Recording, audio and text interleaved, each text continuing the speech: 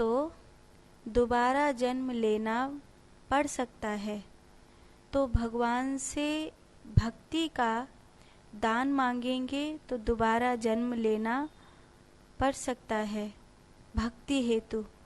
तो क्या यह इच्छा भी त्याग दें?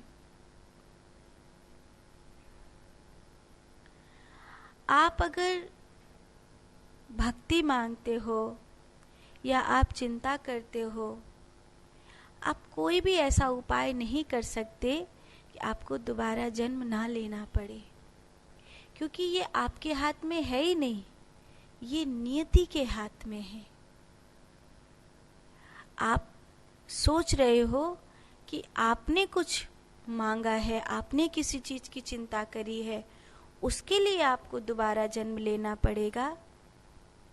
ये तो अच्छा है कि कम से कम आपको भक्ति के हेतु दोबारा जन्म लेना पड़ रहा है, कम से कम श्राप के हेतु नहीं।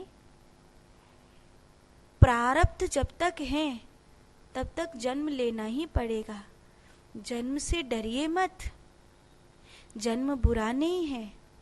जन्म से आप इसलिए डर रहे हैं क्योंकि आपको ये जन्म दुख दे रहा है, ये जन्म आपके लिए बोझ बन गया है। अगर आपके हाथ में होता तो आप चुटकी बजाकर इस जन्म को इसी क्षण खत्म कर देना चाहते थे, क्योंकि आपको कुछ भी अपने मनो अनुकूल नहीं मिला।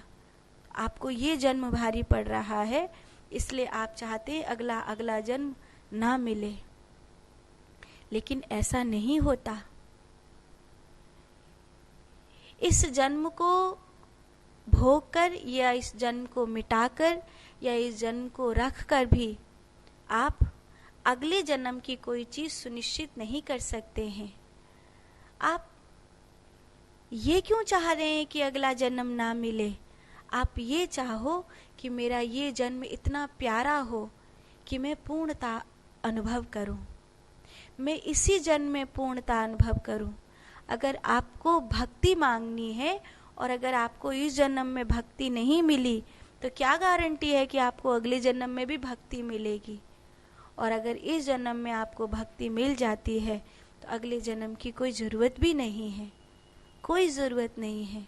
और मान लो अगला जन्म हुआ और आपने इस जन्म में भक्ति मांगी, तो कम से कम भक्ति के हेतु तो होगा, किसी और हेतु से तो नहीं।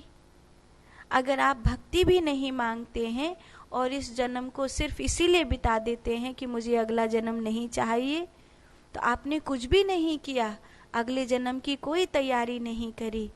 पर अगला जन्म हुआ तो फिर आप क्या करेंगे? और अगला जन्म होगा। आपके चाहने से अगला जन्म टलेगा नहीं। आप चाहो या नहीं चाहो, जीवन और मृत्यु की जो कहानी है, जो सिलसिला है, वो ऐसे ही चलता है, ऐसे ही चलेगा। आप सोचते हो कि मैं भगवान से भक्ति भी ना मांगूं, चिंता भी ना करूं, वैराग्य त्याग में अपना जीवन जीऊं, किस लिए? कि अगला जन्म ना मिले। तो नियति आपकी उस धारणा को देख रही है कि ये सब आपने अगला जन्म ना मिले इसीलिए किया, तो अगला जन्म मिला या नहीं मिला, पर आपका ये जन्म जरूर बेकार हो गया। आप इस जन्म में भगवान से इस जन्म के लिए कम से कम भक्ति मांगिए और भक्ति को जीवन का सेतु बनाइए, अगले जन्म की चिंता मत करिए। एक और प्रश्न है,